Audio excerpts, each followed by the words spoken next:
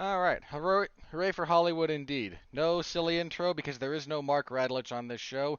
Just me, Robert Winfrey, your normal host. And tonight, because there's no Mark, we get to talk horror. I joke.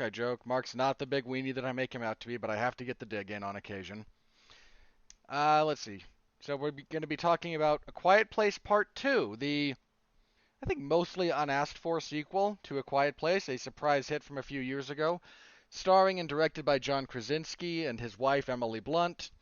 Uh, we're going to break down all the action from that particular movie, but you don't have to listen to me drone on and on to myself. I've got a couple of people here with me who will help me talk it out, talk over it, and dish out appropriate insults as necessary. First up, uh, pretty much the third member of Damn You Hollywood on a mostly regular basis at this point, Alexis Hana. How you doing, Alexis? Doing good. Sorry that I don't have that full length chorus and everything of the new version of Cruella de Vil from last night. That's all right. Yeah, I can only extend my creativity so much. And joining us in one of his occasional appearances from the Black Irish podcast, Jason Teasley is back. He's back again. How you doing, Jason? Doing good. Can't complain. Um, just happy to be here. Happy to be a part of, recording a podcast with you two again, covering a horror genre that we all kind of enjoy. And hey, this time it's a horror movie that's actually good enough to talk about, so we don't have to spend our time discussing other horror movies that we're looking forward to. This is true. I mean, we might anyway because we can, but you are correct. This was at least a loosely interesting enough property to warrant a full discussion. There we go. Sorry, I had something I had to bring up very briefly there. Okay, so we didn't review the original A Quiet Place because Mark didn't want to, and I wasn't going to make a big deal about it, even though I kind of enjoyed it. So, let me just go around the horn real quick. Alexis, I'll start with you. The first movie, the original Quiet Place, thoughts, feelings? Did you see it in theaters? Did you like it? Well, give me your 50 words or less on that particular experience. I didn't get a chance to see it in theaters. We rented it once it was released online and on DVD.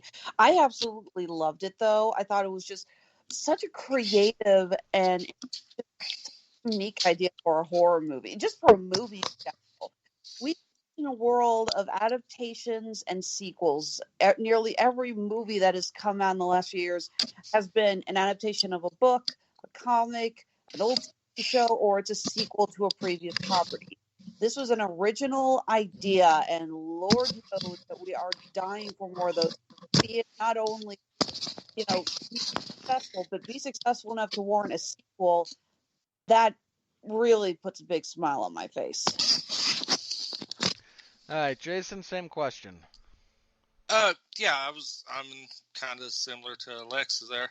That we had the opportunity to watch it, not in theaters, but it was a movie I think we rented when it first came out, and we watched it, late night, nothing on TV kind of deal. I think we actually rented it on a video on demand, and we watched it. It was a breath of fresh air, like stated. You don't have that real unique movie anymore, but this was a breath of fresh air, kind of a new take on a classic trope, I guess you could say, of the worldly monster, but with the twist of they are basically lured by sound.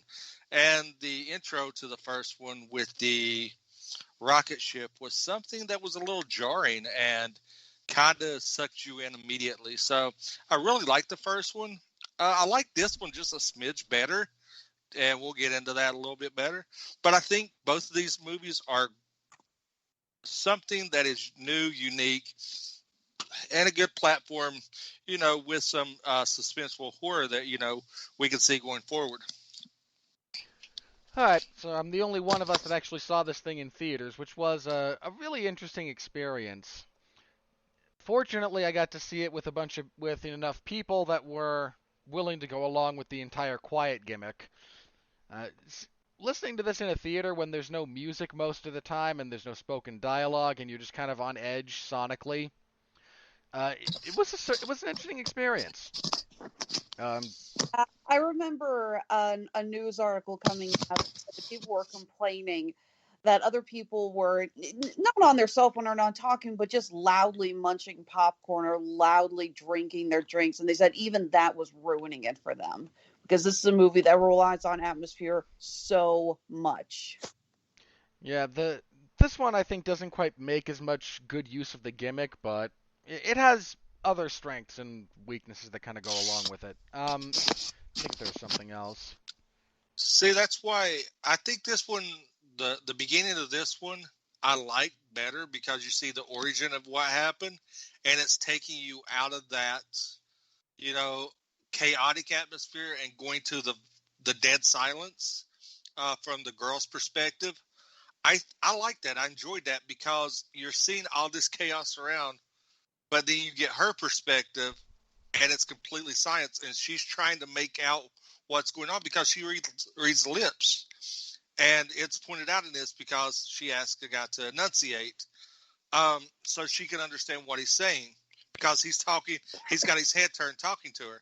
So I like that aspect that you see what happened, sort of what happened in the start of this, day one. And you're just thrown in, and it's like a yo-yo effect. It throws you in the chaos. You hear all the sounds and everything, and then you're immediately ripped right out of that into complete silence. And I thought that was a really good thing to see because you're seeing, like I said, you're seeing the atmosphere change, and you're trying to comprehend. And that disorientation added to my enjoyment of the movie. Well, okay, let's get into the plot of this. As referenced, our opening bit here is day one. It is the emergence of these creatures. It's never properly explained where they come from. It's implied a little bit here that this is some kind of.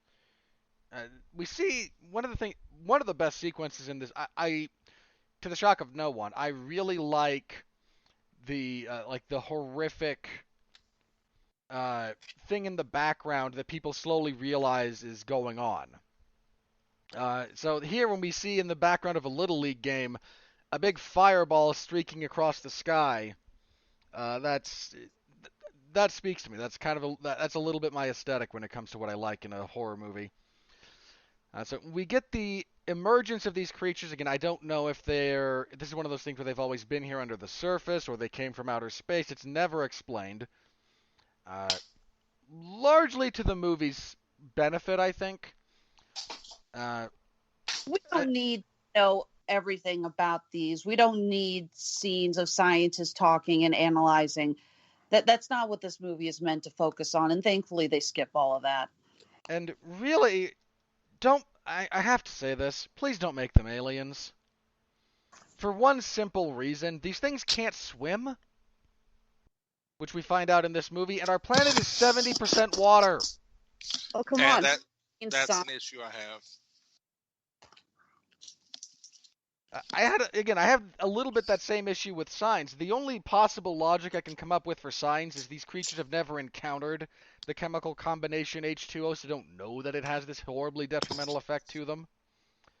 Because otherwise, there's nothing. I always assumed that if they were aliens, then they were basically kind of landed here by accident. I always assumed that they were off their course. These creatures are not here to take over. They're not intelligent. No, they are a primal force. I kind of like the idea. It's very similar, actually, to the storyline of Venom, that it was a creature in a meteor that crashed on Earth. It wasn't here to take over. It's just, oh, okay, I'm on this planet now. Well, I'm going to do what I'm going to do. And yeah, I just kind of assumed that these aliens crashed here in their meteor or their ship. I don't care. And maybe maybe even they weren't, flying the ship. Maybe they were contained, like they were being studied. Some failed science experiment that was jettisoned off by another What group. if Like, this can be someone else's problem. what if they're symbiotes? Oh, And stop. this is because out there we did talk about the CGI in this. So just throwing it out there, check your off your bingo card. In all seriousness, what if it was a um, symbiotic race that was thrown off course, or that was living on like an asteroid or something that got hurled toward Earth due to gravitational pull? I mean, that I'm not talking like the Spider-Man side. I'm just talking about like a symbiotic host that that create is the origin. Because I mean, I think that would be really cool because they are that primal, instinctive, you know, um, basic lower tier predator. Maybe it's kind of like the whole thing with Alien. Just a bunch of them got loose on a ship, killed the crew. The ship drifted for a while, eventually got picked up by Earth's atmosphere, and it crashed, and then they got out. Again, Or maybe it's certainly Cloverfield. my only issue with some of those is these things are supposed to be everywhere. Otherwise, there's no reason that the United States couldn't simply have been evacuated. You flood the Panama Canal and you just let them have, you let them have North America. That's true. We see on the news in the opening scene that something happened in Was it Shanghai or Singapore? Yeah. It was Shanghai or Singapore. I'm pretty sure it was Shanghai. So anyway, we open with day one when these things drop in. They first emerge, and we get some fun sequences. We then go to immediately after the events of the first movie. Our group of protagonists leave their established farm because part of it's on fire, and John Krasinski's now dead. They make their way towards one of the other smoke signals that they'd been seeing from around. They'd been seeing during their kind of nightly ritual. Eventually they get there, but they run into a few traps that are the next guy we're going to meet, Cillian Murphy, who we meet in the backdrop, who I will now call Joel, because, seriously, he's Joel.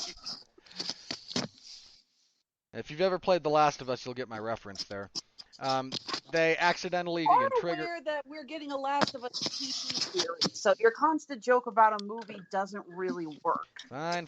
Krasinski. Look, it was really nice of Krasinski to scoop that entire franchise the way he did with this, with the middle portion of this movie. Yes, I agree. Because boy, did he. They wind up running from one of the creatures. They kill one using the same improvised method of broadcasting the signal from the daughter Reagan's. I keep wanting to call her Ellie for now very obvious reasons. From Reagan's cochlear implant. They then shoot it. That's after, unfortunately, the son, whose name I forget, we'll call him Mophead. It's Mark. Steve. Raggedy Andy. Carnage. Okay, in all seriousness, so we'll go, why can't I find his name here on the cast listing? For God's sakes, I just said it's Marcus. I know, I can't actually find it. I want the, okay, there it is. He steps into a bear trap, which hurt me to watch. They are eventually, again, kind of saved from another one of these creatures by Emmett, Cillian Murphy's character, who tells them that they can't stay. He doesn't have enough of anything, and the people that are left out there are not the kind of people worth saving, which is an inevitable thing that stories like this do, but it was one of the things I really liked about the first one, that they didn't do that cliche. Anyway, Reagan, when they're scanning... They are scanning through with a radio, and they find a station broadcasting the song Beyond the Sea. And anyone that's played the Bioshock games immediately got flashbacks. Reagan decides that if there's that she's able to track down utilizing the station, utilizing the frequency, which which radio tower is broadcasting this, and she decides that if she can get there, she can tape her cochlear implant to the broadcast microphone, send that out, and then anyone with a radio tuned to that particular frequency within broadcast range could just play that, and it'll freak out the creatures and let them be killed. So she leaves on her own, still trying to process the death of her father. Emily Blunt sends Cillian Murphy after her, which he grudgingly decides to do. We then get a couple of different stories going at the same time, and if I'm going to give Krasinski any praise as a filmmaker, he's really good about building tension over disparate scenes, and timing them very, very well like that, so I do want to give him kudos for that. It takes He's a also, bit... I think, one of the few film directors that actually knows how to properly utilize a jump scare and make it effective and scary. It helps that the entire gimmick is silence. Well, I'm sorry, but yeah, that's why it works. We get the scene of Reagan climbing through the train. She's startled by some birds, which freak us out. And then she's startled by the fall of the corpse, which again freaks us out. But then we're sitting in silence, and we see in the background the silhouette of one of the creatures. Bravo, Mr. Krasinski. That sequence was awesome. Yeah, the jump scare with the skeleton there got me. I'm not going to lie. How did that get you? That was so obviously a setup. Well, it got me, okay, Robert? Okay, fair enough. Hey, I've said before that a good jump scare can still be effective, okay? That's true. You have people who milk the hell out of them and use them as phony jump scares, and I think we can all agree that those are crap. But when you have an effective jump scare, it works, and especially when you have a director who knows not to overdo it. Yeah, Krasinski has a real good eye for building tension and for not overstaying the welcome of the jump scare. So kudos to him for that. Cillian Murphy and Reagan, they eventually do reach a marina because the island, the radio station in this instance is the broadcast tower is on an island that's just off the shore. They're in, where are they? They're in New England somewhere. I forget exactly where, but off the coast of New England. Not very far. I think it said Connecticut. Yeah. I'll buy that. Krasinski's from New England himself. It makes sense he would place the story there. Yeah, isn't he a Bostonian? He is. Remember that Super Bowl commercial that had him and Chris Evans and Amy Sedaris in their natural Boston accents? Oh, yeah, I remember that. Anyway, they make their way to a marina where we encounter some of the bad people who very nearly kill Cillian Murphy and Reagan. They are stopped when Cillian Murphy gets her to dive into this water. He summons some of the creatures, which then run wild, killing all of the presumed cannibals. But it's also at this point that he realizes the creatures can't swim. One of them falls into the water, one of them gets stranded on a boat. But the one that falls into the water is pretty much immediately sinks to the bottom and presumably drowns. Which, okay, I kind of always hate when the weaknesses for these things that are supposed to have created a perpetual, like a serious long-term problem for the general scope of humanity have some very obvious weakness like this. These are written by people who don't understand the logistics of the United States Navy. They really don't. Anyway. So one of them, so he and Reagan make their way to this island where they find people living more or less normally. But unfortunately for them, the creature that was on the boat was drifted over to this island in particular. Sorry about your damn luck. Before I go on with that, the story that's going on with the other group is Emily Blunt leaving the baby in the care of Marcus, who now I want to call Lucas for some reason. She needs to go get more oxygen. Part of what they do to help keep the kid from killing all of them every time it makes a cute little noise or an annoying scream is they have a box that is not completely airtight, but fairly close, and they strap some oxygen around the kid's face, and he can breathe that while they carry him around, and he's safe in his little padded case. But the canister they have is running low, so she has to go get more. Around the same time, I am convinced that these kids are just the worst. Well, she In the also has to go get medicine for Yeah, Marcus because, yeah, I mean, remember, he stepped in a bear trap and he she did. says flat, if I don't go, you're going to be in a lot of pain very soon. It's like she's cleaned that thing with vodka and wrapped it with a shroud from her dress. Yeah, She he's has gonna no need. disinfectant, no antibacterials. That thing's going to go gangrenous if she doesn't do something. Yeah, she has to go Yeah, get some this is where stuff. I have a huge problem. I have a huge problem with this part of the movie too. We'll Uh, get into that. yeah. Save it for that. But I am curious because again, you know a little bit more about this stuff than I do.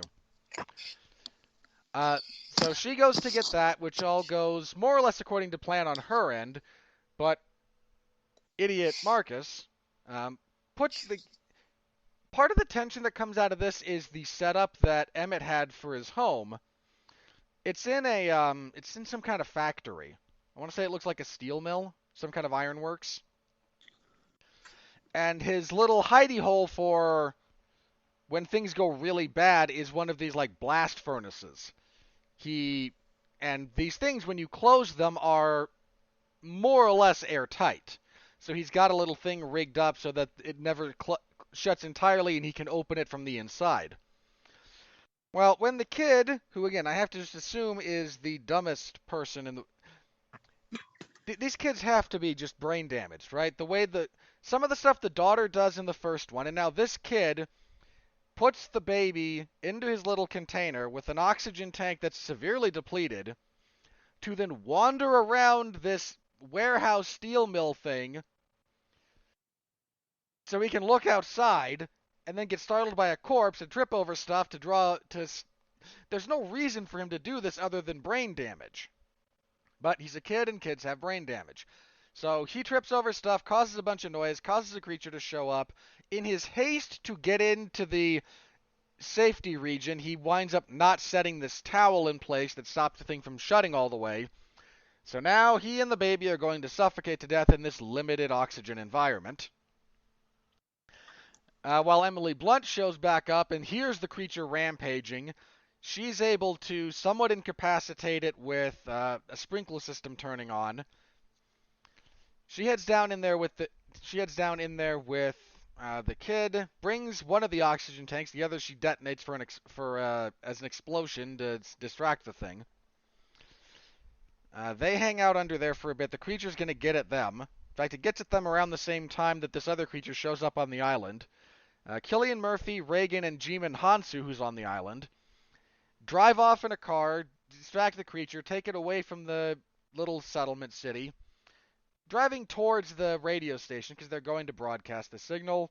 Jimin Hansu dies when they get there. It takes a bit, but Cillian Murphy and Reagan are able to wire up the cochlear implant appropriately, broadcast the signal. Marcus is listening to the radio on that same station because he was told to keep listening by Reagan. Hears it come on, unplugs his headphones, uses the radio as a shield against this thing, which freaks out like you do. He's able to shoot it dead. Reagan takes a blunt pipe and stabs this thing through the head with it. I assume there's nothing but a lot of soft tissue in there. She and Cillian Murphy limp their way back to, and that's kind of where we end. They presumably limp their way back to the settlement to then head back to get the rest of the family, either to bring them to the island or to resume their wanderings through the wasteland. Okay. Jason, let me start with you on this one. So, good, bad, and otherwise, what'd you think? I mean, overall, I liked it. I did have some issues with the whole bear trap to the leg that would have almost definitely snapped his leg. The fact that she goes, it's a year later of this basically apocalyptic world that they're now living in, and there's still medical supplies readily available. The fact that oxygen tanks do not last that long without a regulator. So the kid would have been dead. Those oxygen bottles last maybe, if you're doing it without a regulator at going 3 on 3 milliliters per second, you might get about 6 to 8 hours out of a oxygen tank. No more than that. So, and it looks like they surpassed that. The fact that she uses one of the oxygen tanks to blow up the creature, knowing that it's not going to have effect, it's just going to stun him, piss him off. Well, she did.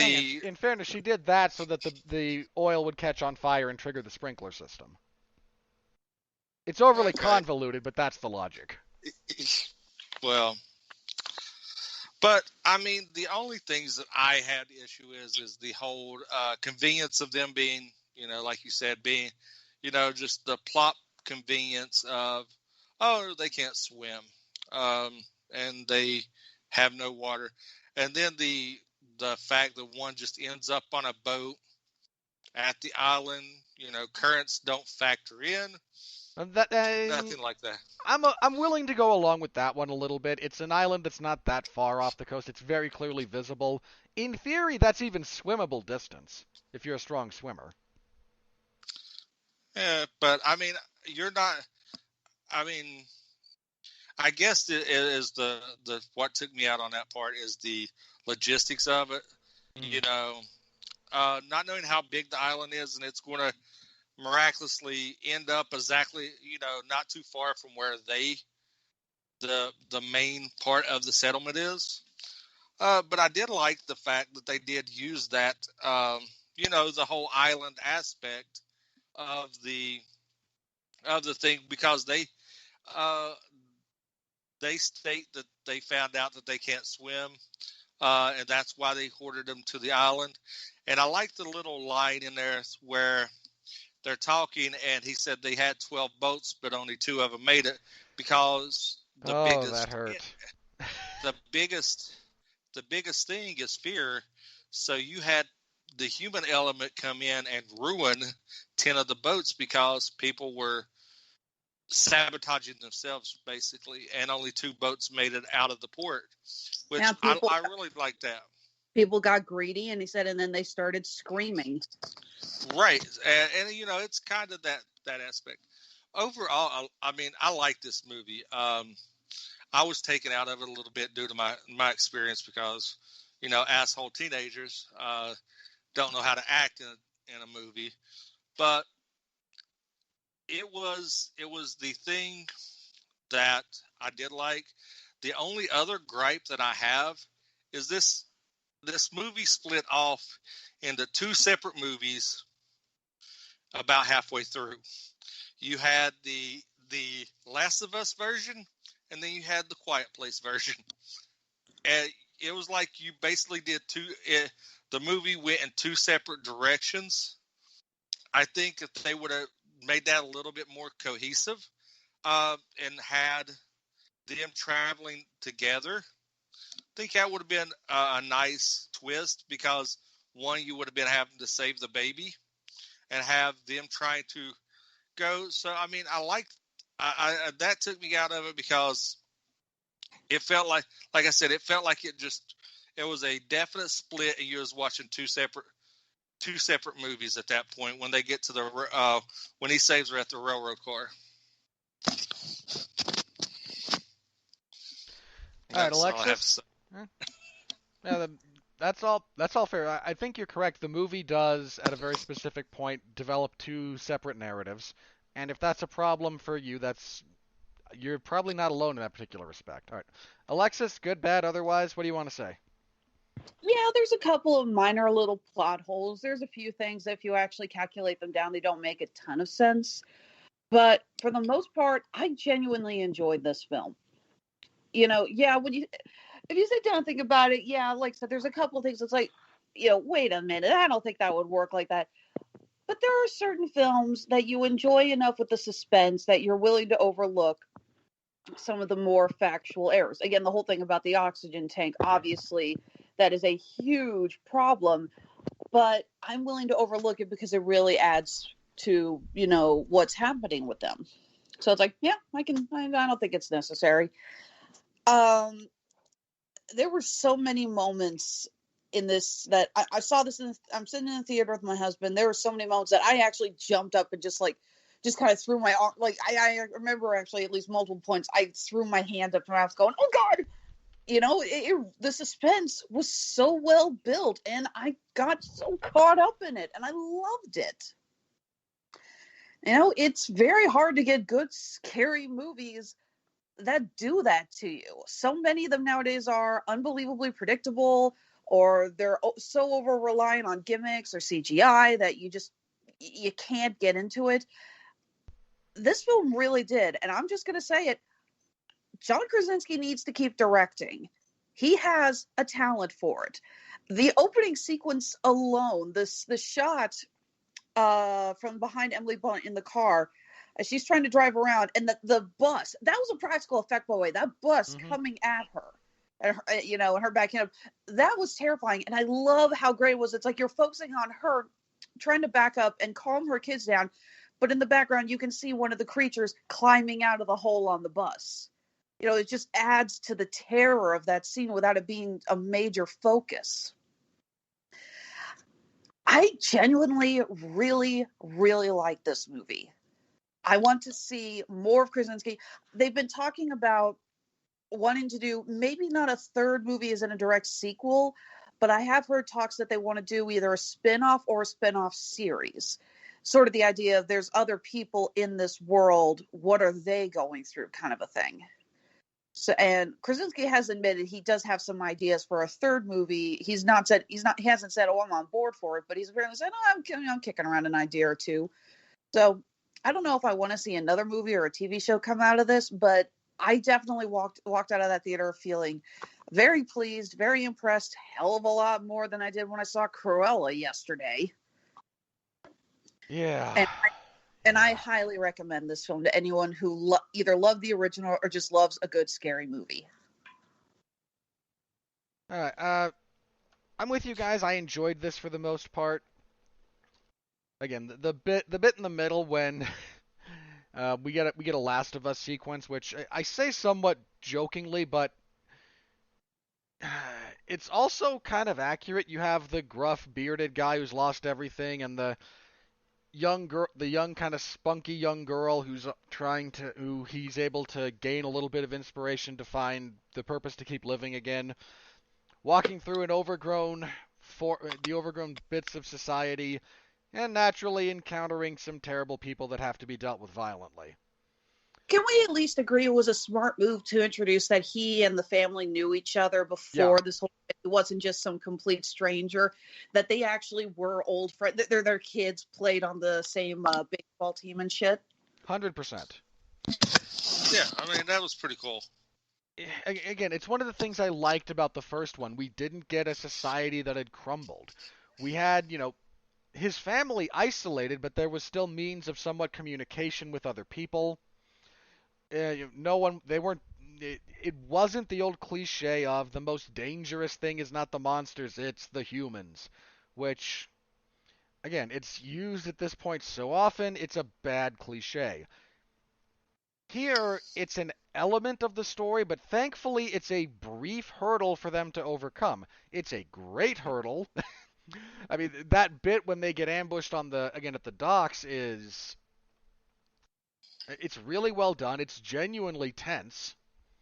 The fact that the little girl, when she ties that noose around him, it's tied to a bunch of tin cans and stuff. Cowbells, yeah. Boys. Yeah. Again, much as I don't like the overall cliche, it was well executed in this film, in no small part because it wasn't the driving force. It wasn't the overall message that, the people are worse than the zombies, which comes up just all the freaking time. Here it was, these people went nuts. But guess what? So you ever watch Supernatural? Yes. Oh, I can't remember, the first 5-6 seasons, I think. Oh, good, you quit just in time. I can't remember which one it is. Yeah, there's an episode where the brothers go into the woods because these people have been getting picked off, and they're assuming there's some kind of spirit or whatever in the woods. It turns out it's a family of cannibals. And they kidnap one of them, and he goes, I get werewolves, I get, demons, I get all of this. Humans, I just don't get you. And I just always loved that line.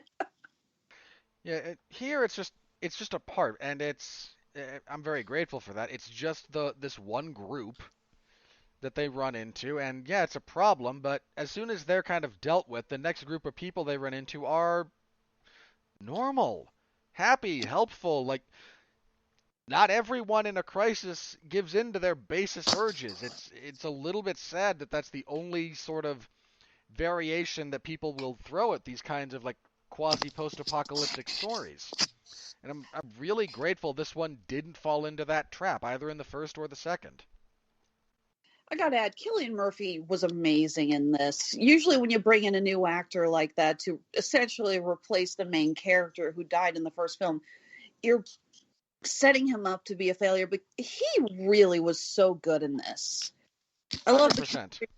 and the teenage daughter, the scene where he's trying to talk to her, and she can't make out what he's saying, even though he knows she's deaf, and he knows that she does.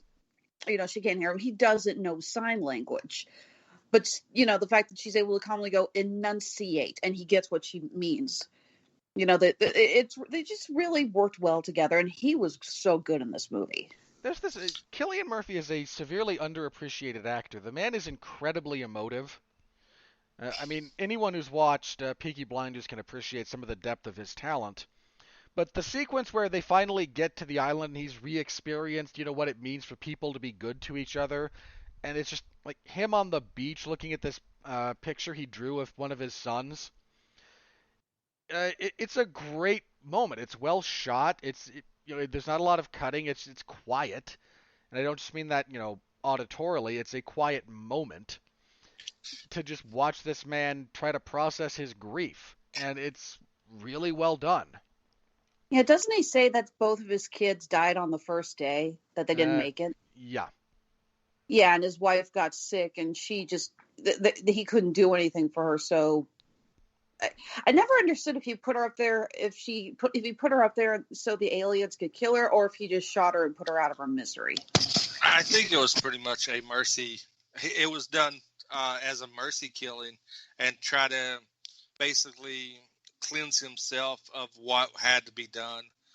So yeah, I don't think that he killed her. I think that it was one of those type of just leave me and save yourself type deals, rather than trying to care for her and try to keep both of them alive. Yeah, that's why I was trying to warn, especially since we see her mummified corpse looking exactly like the mummified corpses on the train of those people who were definitely killed by the creatures. So I kind of wondered if they were sort of putting that in, that she was killed by the creatures because she couldn't keep quiet over her pain anymore. Yeah, something like that in all probability. I, everyone does a good job acting wise. Emily Blunt is, to the shock of no one, a very good actor. I'm actually looking forward to her playing off of The Rock in Jungle Cruise, which I'm now going to be subtitling Pirates of the Amazon.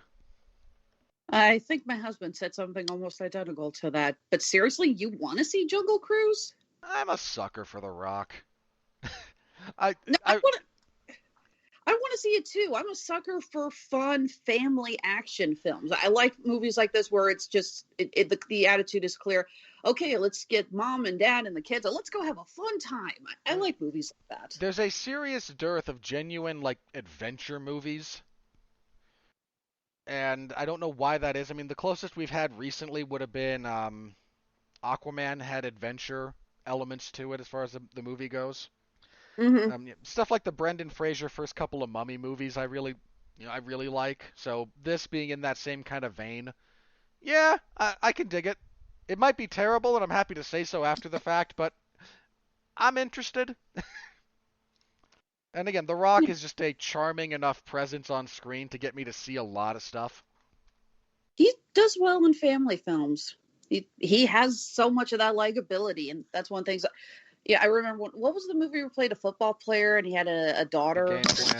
Game Plan. Yeah, I remember seeing parts of that, and it's like, okay, obviously everyone's supposed to hate this, but God, he's just so freaking much fun in this. He's one of those actors that even in his worst movies, it's very hard to hate him. As someone who has seen The Tooth Fairy, that's not entirely true, but it is mostly true. I said in most of his films. I agree. Well, Okay, I also saw I still, Doom. I still remember you and Mark having to be drug out of the abyss after watching Hobbs and Shaw. I Look, was there with him. I suffered through that as well. I didn't like that movie, but just brief aside about Hobbs and Shaw. How bad does your movie have to be that the collective on-screen presence of Dwayne Johnson, Jason Statham, and Idris Elba barely elevates it to watchability? Very true. Yeah. Anyway. Yeah, so if we're done, are we kind of done? Anything else we want to say about this movie? Again, the acting's all fine. I mean, it was a good movie. I mean, it was a nice movie for basically for me to venture back into the world to see. I guess that's a good way to put it. All right. Well, let's move on to our next little portion of this then. And I lost one. There we go. Okay. If I might do the bad segue bit. One of the things we haven't talked about quite yet that is also quite good is the music that we play here. That's in this movie, including the reference Beyond the Sea. If you're interested in finding the music from this movie, such as it is, again, it is used sparingly, but it is here if you're interested in it, or any music that you might be able to find on a quality streaming service like Amazon Music. We have a link in the description down below. If you click that link, fill out the form, let everyone know that we're the ones who sent you here. That will take you to a free 30-day trial of the Amazon Music service, which is a solid streaming music service. Again, I've never used what is it like Apple Music? I think that it got shifted to. Mark says that's crap. I'll take his word for it. So if you're interested, click the link down in the description below. Get 30 free days of Amazon Music on us. Helps us out, and you get free music for 30 days. Their library is expansive. You can find pretty much anything you want, and if you can't find exactly what you want, I'd almost guarantee you can find something close enough to satisfy. So please, if you're interested, click the link. It's 30 days. It's free. You lose nothing. You lose absolutely nothing by going through that process. So if you would, that would help us out. Thanks a lot. All right, we don't have anything specifically to talk about on the news segment here, but we're going to talk a little bit about the money, I suppose. This movie had a budget of $61 million, which is downright restrained by most Hollywood standards. At the moment, its current box office take is $83.3 million worldwide. So it's got a little bit of ways to go yet, but I imagine it'll get to profitability probably without too much hassle. Now, that's not quite as good as the first one. The first one had an even smaller budget. It was somewhere between $17 and $21 million. And that one grossed $340.9 million. Now, the big caveat here, obviously, is that the world is still just kind of reopening in places. So, and even the places that are open, how confident are people going out into the world again? And so again, there's still a little bit of fungibility there, I suppose, with the numbers. But on the whole, having an opening weekend that was 50 some odd million dollars, it's not, we're clearly not in blockbuster range here for either this movie or theater going in general. But that 50 million is roughly on par with the almost total theatrical run of Tenet, which released in the middle of the pandemic, more or less. So I suppose we can kind of kick that around. So guys, what do you think?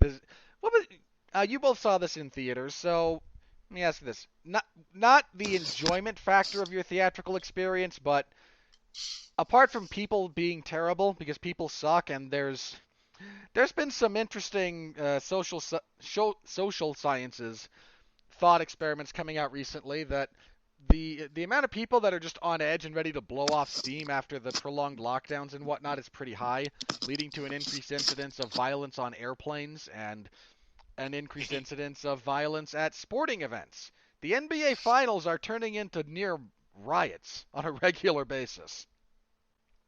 So, what was your guys' experiences in the theater with this?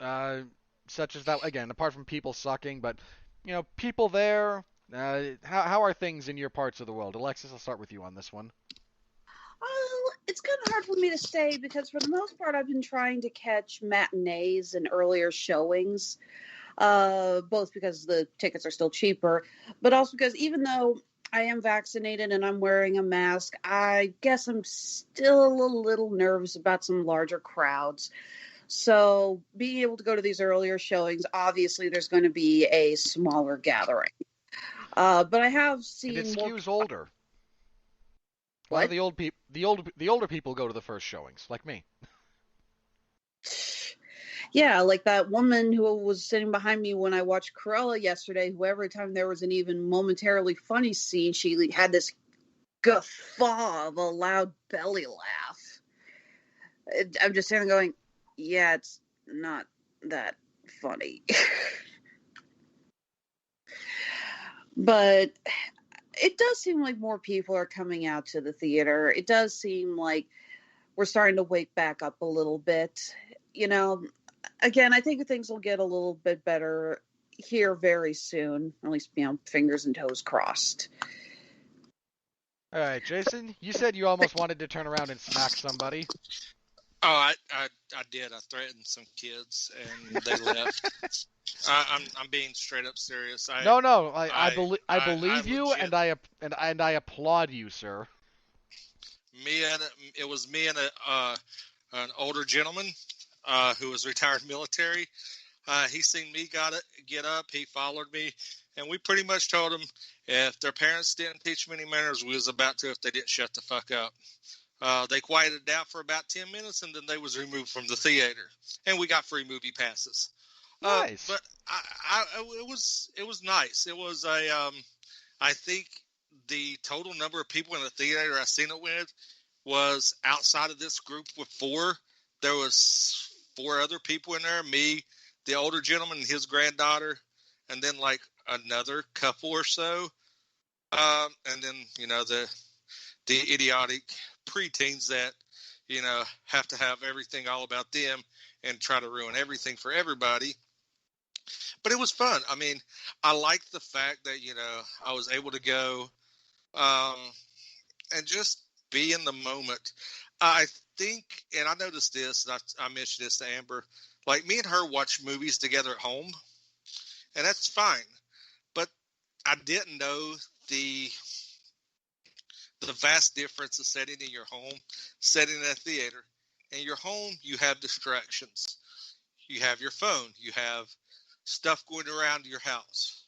In a theater, outside of assholes, you could fully immerse yourself into the film without those outer line distractions. And I didn't realize how much I missed that until wasn't able to do it, and then we get it back. So I really like the immersion of being into the film without the distractions.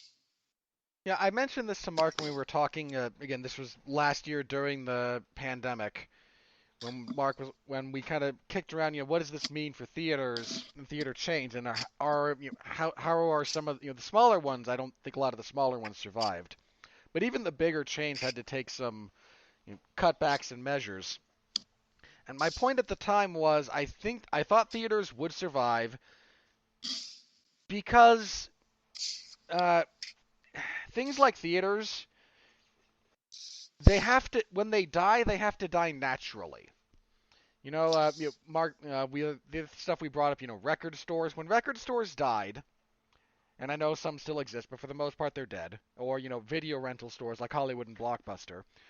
When those died, it was internal. It was the market. And again, when I say the market, that's just a phrase that we use to describe the manifestation of the collective will of the people. When the market decides that it wants to move on from something, it does so, and those of us that lived through it and remember it fondly might reminisce. But we also use what comes next, and we all just kind of move on. theaters being shut down because of an externality, in this case, government response to a pandemic. Market responses to externalities are very different from market responses to internalities. So I was fairly confident they would survive. I didn't know what it would look like necessarily, but it seems that they're coming back, and both the movies that I saw this week, both Cruella and A Quiet Place, I go to the first showing I can get because it tends to have fewer people in it, and it is cheaper. But both of them had, I don't know, about a dozen or so people, give or take, which is, for a 2:10 showing on a Tuesday, not bad actually. So I'm with you guys. I'm kind of glad that they seem to be coming back, and uh, it, it it was nice to go to the theater again. Even if as soon as I got there, I realized, oh yeah, I hate people. I'm me.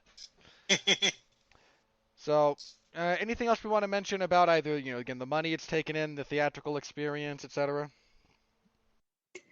Well, I do intend on seeing Black Widow on full opening night with the rest of my Marvel nut friends. So, that'll be my official, you know, ability to judge just how, many people have really returned. So we'll see what Yeah, happens with that's set for about a month from now, right? something like that. So that's going to be a bit. That'll be kind of the big test about what's going on, whether or not things are coming, how quickly things will have reopened. Because uh, you know, Black Widow, they've pushed back several times to try and preserve a full theatrical release, and if they can't make it work by July, almost that'll be I think almost a full year since it was supposed to come out. Uh, I do wonder a little bit how much that's costing them. So, well, again, we'll just have to wait and see on that. But we will review Black Widow when it comes out, because that's what we do. Boy, I have soured on that movie. The more trailers of it I've seen, just as a kind of a non sequitur, I have really lost whatever little interest I had in seeing that movie. Kind of like me and Maverick. Well, I don't know what. I'm not gonna say it. Not gonna say it. I could say it. I'm not gonna say it. Go ahead, say it. Nope, not gonna say it. Uh, my only interest at this point in Black Widow was David Harbour and watching that wonderful person get a payday. All right, if that's all for again our kind of news money segment-ish thing there, let's move on to everyone's favorite segment, the critical review, which will be provided by Alexis this time rather than Mark because Mark's not here. All right, the critical review is brought to you by Grammarly, a returning sponsor for us, one we've had for a while. Grammarly's AI-powered products help people communicate more effectively.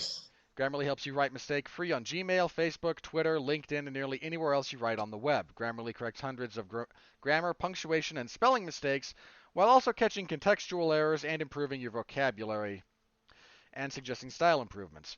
Download Grammarly to download Grammarly today. We have a link in the doobly-doo below. Go to getgrammarly.com/W2Mnetwork. Again, that's getgrammarly.com/W2Mnetwork.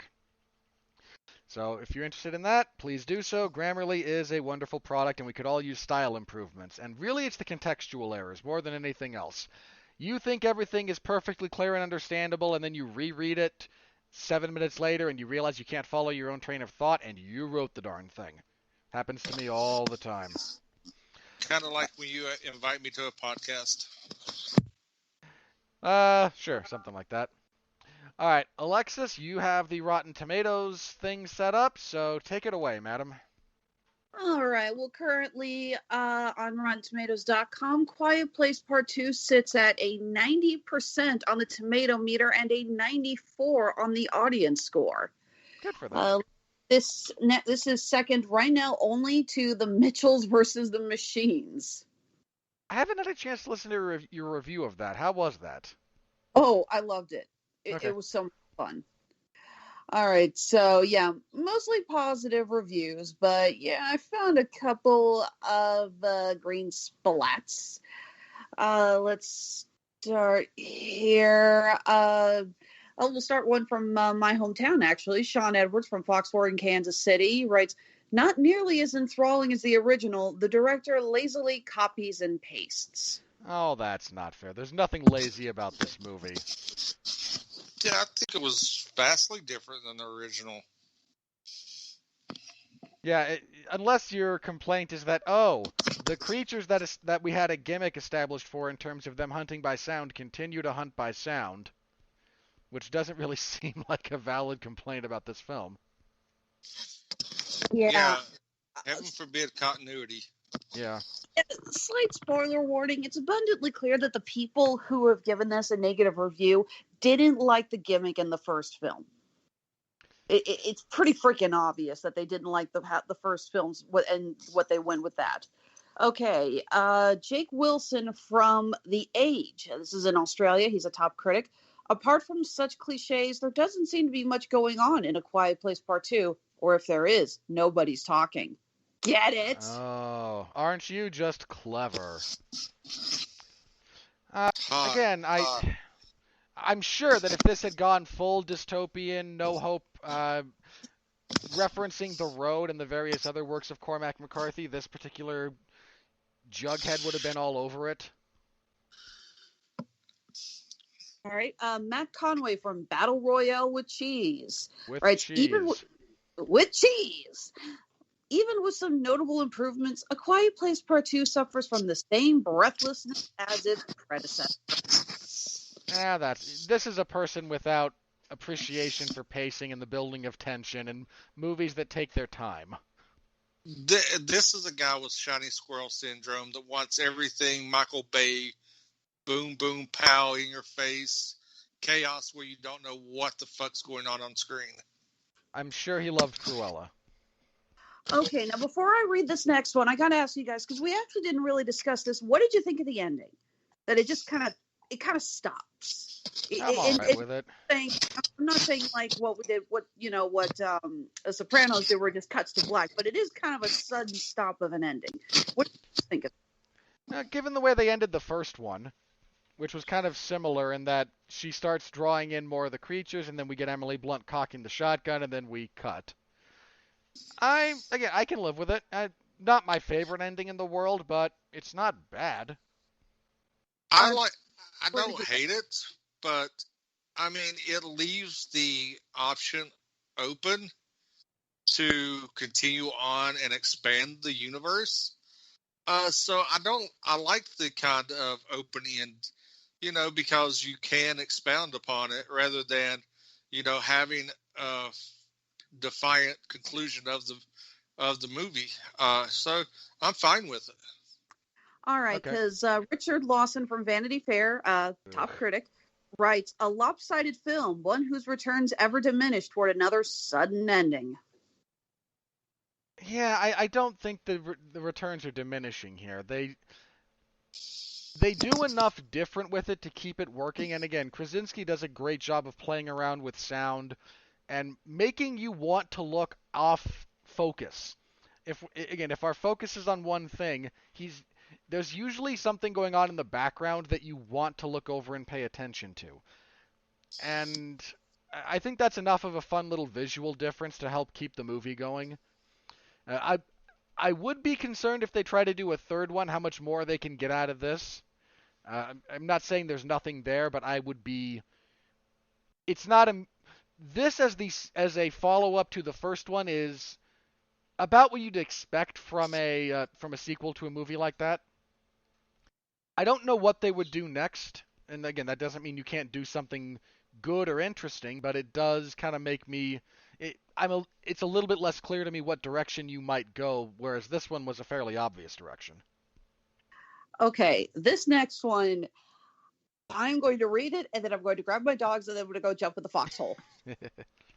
James Vernier, I think is how it's pronounced, of the Boston Herald, says, okay, I will say it. These A Quiet Place films are idiotic. M. Night Shyamalan movies made by John Krasinski starring his wife as a post-apocalyptic Mary Poppins. Oh, what the? Hold on. Okay, there's a few things to unpack here. One, how is this similar to an M. Night Shyamalan movie at all? Like you're. Oh, they don't swim. Didn't M. Night Shyamalan make a movies where aliens came to a planet that's full of water and water is like will kill them? Yeah, they're clearly the same. No, moron. At best, those are superficial comparisons. That's a ridiculous sentiment that I'd expect someone in middle school to make that kind of comparison, not a professional writing for a publication of note. Second, the notion that Emily Blunt only got this job because she's married to John Krasinski is stupid. She is a very, very capable actress, as demonstrated by plenty of other starring roles that she's done, including one that you snidely referenced, for no reason other than because it's probably the only other thing you could remember her in. She's she's I don't not a get the it's like, how is any part of this role anything close to her bit as Mary Poppins? yeah, none of it is. Not a single bit. That's a stupid comparison to draw. This man is terrible at his job and probably should be fired. Okay, thank you for that. Jason, anything to add? I mean, I like when Robert just takes control of this. I mean, there was no ridiculous twist. That They can't swim. Buddy, do you know how many life forms on that are? Do you know how many terrestrial life forms can't swim? Surprisingly high number. I mean, I know a couple of people that can't swim, but I that's know. beside the point. But I mean, it's ridiculous. Like Robert said, the comparison is thinly veiled. So yeah, how do some of these people get jobs with what they call credible publication is beyond me. I don't know. All right, David Fear, Rolling Stone, top critic. What once felt clever now feels like the sort of exercise in corporate entertainment brand building that is cynical enough to leave you speechless. Let me work for Rolling Stone while railing against capitalism. Yes, look, buddy. I get the point that he's trying to make. It's just not really applicable here. One, they're not trying to turn this into the Avengers or the Fast and the Furious franchise. Most horror movies, emphasis most, are franchises. Not all, but most.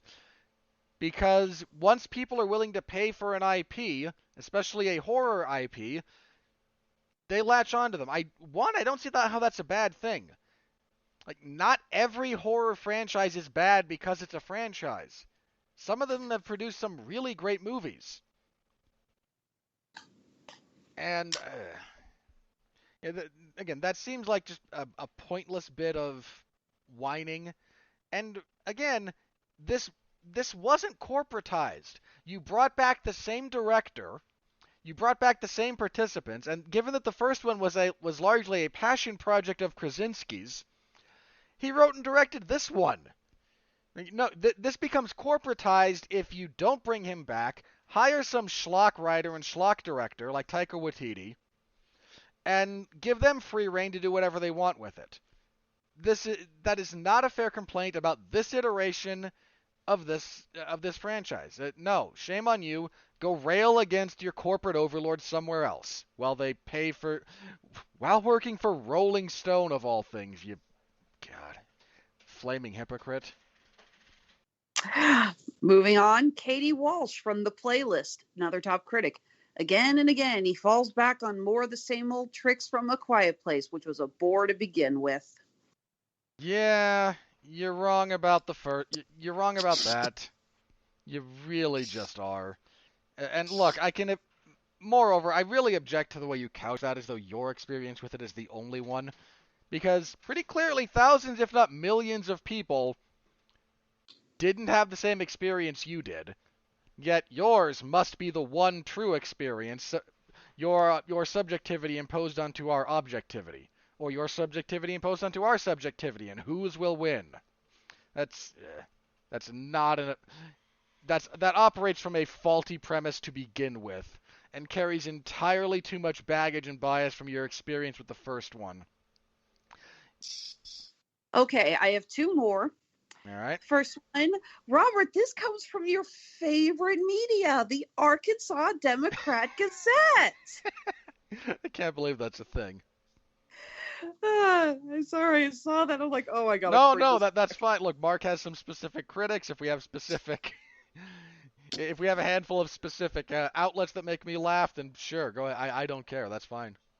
Okay, for the record, I'm terrible with names, so I suck at remembering our favorite critics. You're fine. But I do remember the magazines and the newspapers a little bit better. So that's what I'm going with. So okay, this guy his name is Pierre's Marchand. It's either Marchand or Marchand. I'm not sure if this is like a French pronunciation or not. The original film's secret sauce was it's ingenious. Its sequel's lack of it becomes all the more glaring. Well, that's ridiculous. One that implies entirely too much about the specific sequences in the first. Again, the first maximized a little bit of its gimmickry, but that doesn't mean that's all there is to it. That movie stands up just fine on it if you don't watch it in a theater full of other people being quiet. Again, that's the experience, and that's the one you want, but it works fine without it. It works fine in a suboptimal view experience. This isn't. Yeah, what's another stupid gimmick movie we can? This isn't a 3D movie that you're watching at home without the glasses. Yeah, Right? it's not like Jaws 3 where you basically just have to accept the fact that there's a dismembered arm floating on the screen. Yeah, this really isn't that. You hush up about Jaws 3. That is a fine motion picture. Quality cinema there. Jason, would you at least agree that Jaws 3, whether you enjoy it or not, it would be more enjoyable if you actually got to see it in 3D? Yeah. Okay, that's the argument I'm making, is that if you see Jaws 3 and you don't see it with 3D glasses, you don't get to actually enjoy the 3D effects. It's just like, look, dismembered arm on the screen. Woo! At least if it was in 3D, it would look a little bit like it was floating. It's kind of like Friday the 13th in 3D. Yeah, pretty much. Or Okay. Piranha 3D, or Freddy's Dead, The Final Nightmare. Okay, final review of the night from Adam Kempenar from Film Spotting, top critic. All right. Top critic. And this one's going to require a little more unpacking. All I could think of was Mark Maron's go-to jab on WTF when talking about comics he doesn't appreciate. Quote, it's like math, end quote. It's so tightly crafted that the filmmaking is almost oppressive. I'm sorry, what? Yeah, that's why I said this requires some unpacking, because I looked at film... it that I need to get some feedback, because this makes me go WTF. The filmmaking is oppressive? How is that anything? That doesn't make sense. You're not a fan of Tarantino either or something? Like what? I don't get that. This is one of those times I'm actually speechless. That doesn't happen often. Yeah, for the record, I like you're not even saying. This guy's not even saying the story is oppressive or it doesn't let you breathe, which would be one thing, or the experience of watching this movie is, again, overwhelming, relentless, oppressive. Fill in your adjective there. There's a lot of them that fit. He's not making a comment on the story. He's commenting on the film craft that is somehow oppressive. That doesn't really make sense in this context, buddy. At all. I'm actually looking up his full review. I've got to find out what the hell this guy was talking about, because, I like Mark Maron. He's a decent stand-up comic, but I genuinely cannot think of what figure out this guy's pointing fingers at. Okay, here we go. Full review. Let's see here. Pop-up ads. Okay, it's short. Back in 2018, John Krasinski's A Quiet Place was a novelty, the rare box office hit that didn't belong to an existing franchise or property. Fast forward to 2021, and A Quiet Place has itself become a franchise, with a third installment already in the works. Oh, wait, no, this is just the guy. Oh, shit, it's a video or a podcast. Never mind. Fuck you. Never mind. Sorry, that was the description. No, you're still Sorry. like if that's the point if that's one of the points he reaches, buddy, you are deeply incorrect. Don't listen to his podcast. Keep listening to ours. Tell your friends about it. Exactly. Yeah. Don't look over there. Look here. Right here. All right. Well, that does it for the various idiots on Rotten Tomatoes that we look and say, how do they get paid for this crap and we don't? That's a fair question. All right. I blame Mark. Don't blame Mark. It's not entirely his fault. Look, he's not sitting on thousands of dollars in revenue from this and stiffing us. Honestly, he probably got more revenue from that car commercial with Chris Evans and Amy Sedaris than he did from this movie. He might have. All right. Well, that's pretty much going to wrap us up here, folks. So, Jason, you plan? What do you got? You gonna piss some people off this week? As soon as Eric gets, me and Eric can figure a schedule out, we will be recording a new episode of Black Irish. Still waiting for that. We have the big topic on file on docket to review. It's just mine and his schedule hasn't messed up lately with him having some personal issues going on that conflict and me having some stuff that I need to take care of. So it hasn't really messed up. So that will be coming up.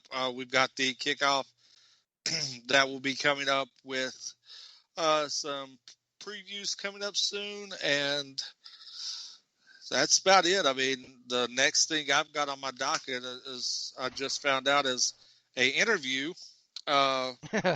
Monday or Tuesday that, I was able to get me and Mark, which is going to be real fun. Where we're going to interview the director of the Zombies trilogy that me and Mark reviewed, which you can find here in the archive. So look for that next week, and that's about all I've got. Yeah, that came together on Twitter right before the show. Yeah, I was told that he liked it, so me being me, I just said, "Hey, you free to do an interview?" He said, "Yeah." And looks like it's going to be Monday or Tuesday next week when that happens.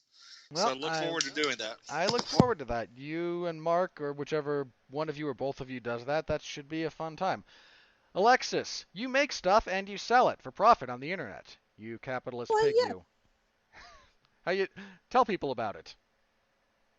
Go sit in the corner, Robert. I don't have a corner. Well, go stare at the wall then. I only have the one wall, but okay. Doesn't matter. You can stare at it. I most certainly can. Turn me into Kingpin. All right. Honeysuckle Rose Creations, where fashion meets fandom at the intersection of geek and chic. We just wrapped up our Memorial Day sale.